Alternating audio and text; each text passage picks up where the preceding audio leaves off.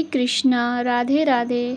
भगवान विष्णु, माता लक्ष्मी का आशीर्वाद आप पर और आपके परिवार पर सदैव बना रहे। आज रूप चतुर्दशी है, नरक चतुर्दशी है। आज के दिन की कहानी, सबसे पहले हम कहानी सुनेंगे, उसके बाद हम कथा का अध्याय पढ़ेंगे, कार्तिक मास की कथा पढ़ेंगे। तो आइए सुनते हैं रूप चतुर्दशी की बहुत ही सुंदर सी कहानी। एक समय भारतवर्ष में हिरण्यगर्भ नाम के नगर में एक योगी राज रहते थे। उन्होंने अपने मन को एकाग्र करके भगवान में लीन होना चाहा, अतः उन्होंने समाधि लगाई। उनके शरीर में कीड़े पड़ गए, बालों में भी छोटे छोटे कीड़े लग गए, आँखों के रोओं और भौरे पर भी जुएं जम गए। यह दशा उन योगीराज की हो गई। इससे वह योगीराज बहुत दुखी होने लगे। इतने में ही वहाँ नारद जी घूमते हुए वीणा और खरताल बजाते हुए आ गए। तब योगीराज बोले, हे भगवान, मैं भगवान के चिंतन में लीन होना चाहता था, परंतु चिंतन करना जानते हो, परंतु देह आचार का पालन नहीं जानते हो, इसलिए तुम्हारी यह दशा हुई है। तब योगीराज ने नारद जी से देह आचार पूछा। तब नारद जी बोले, देह आचार से अब तक कोई लाभ नहीं है। पहले तुम्हें जो मैं बताता हूँ वह करना, फिर देह आचार बताऊँगा। नारद जी बोले, आपके कार्तिक के बदी पक्ष में चतुर्दशी आवेगी, तो उस दिन व्रत रखकर भगवान की पूजन करना। उस दिन से पूजन से तुम्हारा शरीर पहले जैसा रूपवान हो जाएगा। योगीराज ने ऐसा ही किया और उसका शरीर स्वर्ण के समान हो गया। उसी दिन से इसको रूप चतुर्दशी भी कहते हैं। भगवान, जैसी तुमने योगीराज को सुंदर रूप दिया, वैसा सबको देना, हमको भी देना। यह है रूप चतुर्दशी की कहानी। अब पढ़ेंगे कार्तिक मास कथा अध्याय 14। कार्तिक मास कथा अध्याय 14। नारद जी बोले, विदैत्य नंदीश्वर, गणेश जी, स्वामी कार्तिक इत्यादि को देखकर द्वंद्व युद्ध के लिए दौड़े। कालनेमी नदी के शुंभ गणेश जी के व निशुंभ नंदी स्वामी कार्तिक के पास कवच धारण करके युद्ध के लिए जा पहुँचे। निशुंभ ने स्वामी कार्तिकेय के मोर के हृदय में 5 बाण मारे, फिर वह मूर्छित होकर गिर गया। फिर कार्तिकेय को शक्ति उठाना ही चाहते थे कि निशुंभ ने अपनी शक्ति से उनकी शक्ति को काट दिया। नंदीश्वर ने सहस्त्रों बाणों से कालनेमी का सारथी और घोड़ा काट दिया। कालनेमी ने क्रोध करके नंदी के धनुष को काट दिया। उस बलि ने कालनेमी की छाती में त्रिशूल मारा, त्रिशूल से उसका हृदय फट गया, घोड़े मर गए, सारथी मर गया। ऐसे कालनेमी ने फिर भी पर्वत खंडों से नंदीश्वर को गिरा दिया। इसके बाद शुंभ रथ में बैठे, गणेश जी मूषक पर बैठकर दोनों आपस में बाणों से लड़ने लगे। गणेश जी ने एक बाण शुंभ के हृदय में मारा और 3 बाण सारथी के हृदय में मारकर घायल कर दिया। फिर शुंभ ने भी कोपित होकर मूषक और गणेश जी के बाण मार मेघ की तरह गर्जना की। बाणों से घायल मूषक जब नहीं चल सका, तब गणेश जी उसके ऊपर से उतरकर पैदल चलने लगे। फिर गणेश जी ने फरसा मारकर शुंभ को पृथ्वी पर गिरा दिया और आप मूषक पर बैठ गए। कालनेमी और निशुंभ दोनों ही बाणों से गणेश जी को मारने लगे, जैसे कोई मनुष्य अंकुश से हाथी को मारे। तब महाबली वीरभद्र गणेश जी को पीड़ित देखकर अनेक भूतों तथा कूष्मांडा, भैरव, बेताल, योगिनी गण और पिशाच आदि सभी को दौड़कर लेने आए। फिर किलकिला शब्द और सिंह की गर्जना पूर्ण हुए, पृथ्वी कांपने लगी। वे भूमि पर दौड़कर दैत्यों को खाते और संग्राम में उछलते कूदते थे। नंदीश्वर और स्वामी कार्तिक सावधानी से संग्राम में तथा शिवजी के गणों में खाई हुई दैत्यों की सेना व्याकुल और उदास हो गई। तब जलंधर सेना को छिन्न भिन्न देख बड़ी ध्वजा वाले रथ में बैठकर गणों के सम्मुख आया। उस समय जलंधर के बाणों से पृथ्वी ऐसे ढक गई जैसे आकाश कोहरे से ढक जाता है। उसने 5 बाण गणेश जी के, 9 बाण नंदी के और 20 बाण भी वीरभद्र के मारे और मेघी की तरह गरजने लगा। तब कार्तिक ने एक शक्ति दैत्य के मारी, जिसके प्रहार से दैत्य का चित्त व्याकुल हो गया। फिर उसने भी क्रोध में आकर गदा लेकर स्वामी कार्तिक के मारे। गदा के लगने से वे भूमि पर गिर पड़े। इस तरह नंदी को भी पृथ्वी पर गिरा दिया। फिर गणेश जी ने क्रोध में अपने फरसा से उसकी गर्दन काट दी। वीरभद्र ने 3 बाण दैत्य के मारे और 7 बाणों से उसका घोड़ा, ध्वजा, धनुष और छत्र काट दिए। दैत्यराज ने भयंकर शक्ति से गणेश जी को गिरा दिया और दूसरे रथ में बैठकर वीरभद्र के पास आया। सूर्य के समान तेज वाले वे वीर आपस में लड़ने लगे। वीरभद्र ने बाणों से उसके घोड़े गिरा दिए और धनुष काट दिया।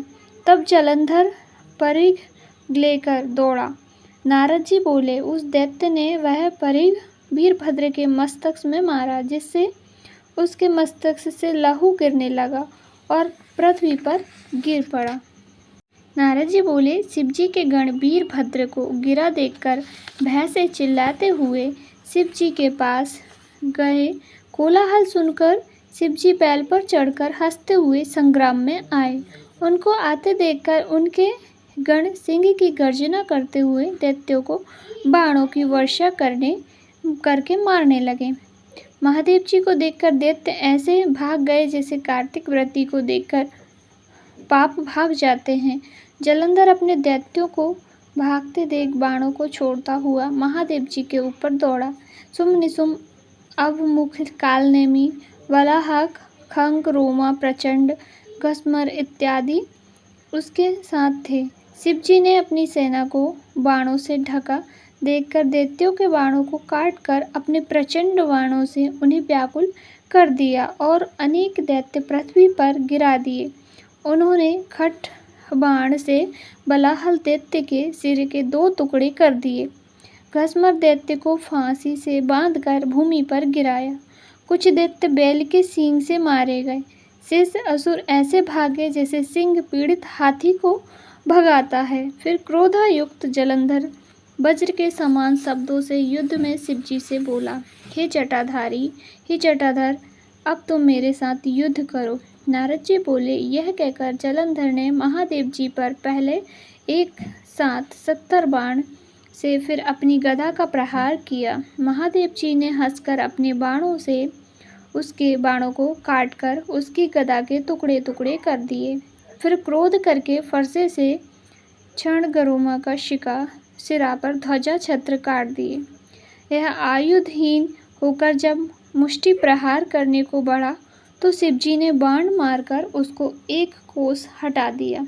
जलंधर ने शिवजी को अधिक बली समझकर उनको मोहित करने वाली गंधर्वी माया रची। फिर क्या था, गंधर्व अप्सराएं गाने और नाचने लगे और मृदंग बजाने लगे। उस आश्चर्य को देखकर महादेव जी नींद से मोहित हो गए। हाथ से गिरते हुए अस्त्रों को भी भूल गए। तब जलंधर ने शुंभ निशुंभ को छोड़ 10 भुज, 5 मुख, 3 नेत्र और जटाओं को धारण करके शिव रूप बना बैल पर बैठ गया। पार्वती जी रुद्र को आया जानकर सखियों के बीच से उठकर दर्शन के लिए आई। तब उसने सुंदर पार्वती जी को देखकर वीर्य छोड़ दिया और जड़ हो गया। तब गौरी दैत्य भोजन को जानकर शीघ्र ही वहाँ से अंतर्ध्यान हो गई। उत्तर दिशा में मानसरोवर पर चली गईं। बिजली की चमक की तरह पार्वती जी को वहाँ से गई देखकर जलंधर युद्ध में शिव जी के पास गया। पार्वती जी ने उसी समय विष्णु का स्मरण किया। सो विष्णु भगवान पार्वती जी के पास उन्हें दर्शन दिए। पार्वती जी बोली, हे विष्णु, जलंधर दैत्य का किया दुर्मति का कर्म क्या आपको मालूम नहीं है? श्री भगवान बोले, जैसे वह तुमको छलने आया है इसी प्रकार हम भी उसकी स्त्री के साथ छल करेंगे, क्योंकि उसकी स्त्री पतिव्रता होने से वह मारा नहीं जा सकता है। नारद जी बोले, विष्णु भगवान यह कहकर जलंधर के नगर को चले गए। रुद्र गंधर्व समेत युद्ध में स्थित रहे। दैत्य की माया हटने पर शिव जी को बोध हुआ। महादेव जी ने क्रोधायुक्त होकर जलंधर पर चढ़ाई करी। तब उस दैत्य ने भी शिव जी को बाणों की वर्षा से ढक दिया। विष्णु भगवान ने जलंधर के नगर में जाकर वृंदा के पतिव्रत भंग करने का विचार किया। विष्णु की माया से वृंदा ने स्वप्न में अपने इस स्वामी जलंधर को भैंसे पर चढ़ते, तेल लगाते, नंगे शरीर, काले पुष्पों के आभूषण पहने हुए राक्षसों के साथ सिर मुंडाए अंधकार के बीच दक्षिण दिशा की ओर जाते देखा। अपने सहित नगर को सागर में डूबा देख उसकी निद्रा उचट गई और वह अपने स्वप्न में सोचने लगी। स्वप्न निकलते सूर्य निकला तो छेदों से युक्त औसा जैसा कांतिहीन देखा तो अनिष्ट जानकर वह डर कर विलाप करने लगी। गोपुर अटारी में कहीं भी उसको सुख नहीं मिला। फिर 2 सखियों के साथ बाग में आई। डरी हुई वह भ्रमण करते हुए वन में गई, पर सुख को प्राप्त नहीं हुई। फिर वन में घूमती हुई वृंदा ने सिंह के समान मुख चमकती हुई दाढ़ी और नेत्र वाले भयंकर 2 राक्षसों को देखा। तब वह डरकर भागने लगी। तब वहाँ पर शिष्य समेत एक तपस्वी को देखा। फिर राक्षसों के भय से अपने हाथ मुनि के गले में डालकर बोली, मैं आपकी शरण में हूँ, मेरी रक्षा करो। मुनि ने राक्षसों को भगा दिया। मुनि की हुंकार से भागे हुए राक्षसों को देख वृंदा प्रणाम कर बोली, हे कृपानिधि, आपने मेरी रक्षा की है।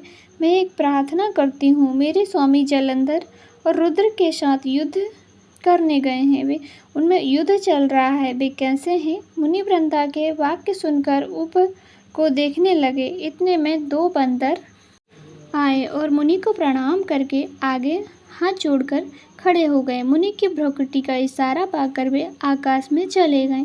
जलंधर का सिर धड़ बंदरों के हाथों में देखकर पति विनाश से दुखी वृंदा मूर्छित हो गई। तब मुनि ने अपने कमंडल का जल छिड़ककर उसकी मूर्छा दूर की। वह अपना मस्तक पति के मस्तक पर रखकर रोने लगी। प्यारे, आपने मधुर वचनों से आप मुझको आनंद देते थे, सो आज क्यों नहीं बोलते? विष्णु समेत देवता, गंधर्व तथा त्रिलोक को जीतने वाले आपको आज मैंने मार दिया है। नारद जी बोले। वृंदा उस समय रोकर बोली, हे कृपानिधि, आप मेरे पति को जीवित कर दो, आप समर्थ हैं। मुनि बोले, इसको शिव जी ने मार दिया है, ये जी नहीं सकते हैं, तो भी तेरे ऊपर कृपा करके इसको जीवित करता हूँ। नारद जी बोले। यह कहकर मुनि अंतर्ध्यान हो गए। इतने में ही जलंधर ने आकर वृंदा को आलिंगन करके प्रसन्न हो उसका मुख चूमा। वृंदा भी अपने पति को पाकर प्रसन्न हुई। उस वन के बीच वृंदा अपने पति के संग में बहुत दिन तक रमण करती रही। एक दिन रात्रि के अंत के समय में वह विष्णु जी को पहचान गई। तब वृंदा विष्णु भगवान को धमकाकर बोली, दूसरे की स्त्री का संग विषय करने वाले तुम्हें और तुम्हारे शील को धिक्कार है। मैंने तुमको जान लिया है। तुम तपस्वी रूपधारी मायावी हो। तुमने जो माया रची थी वह तुम्हारे द्वारपाल थे। क्रोध करके वृंदा ने शाप दिया, वहीं बंदर राक्षस होकर तुम्हारी स्त्री को हरेंगे और तुम स्त्री के दुख से वन में बंदरों की सहायता लोगे। सबके ईश्वर होने पर भी वन में भटकोगे। ये तुम्हारा शिष्य तुम्हारे साथ धोखा करेगा। यह कहकर वृंदा विष्णु जी के समझाने पर भी चिता बनाकर अग्नि में प्रविष्ट हो गई। तब वृंदा का तेज पार्वती जी में समा गया, लय हो गया। विष्णु भगवान उस सती वृंदा का स्मरण कर उसकी चिता की रज को लगाते हुए वहीं रहने लगे। मुनियों ने समझाया पर चित्त शांत न हुआ। आज का कथा अध्याय यहाँ पे संपूर्ण होता है।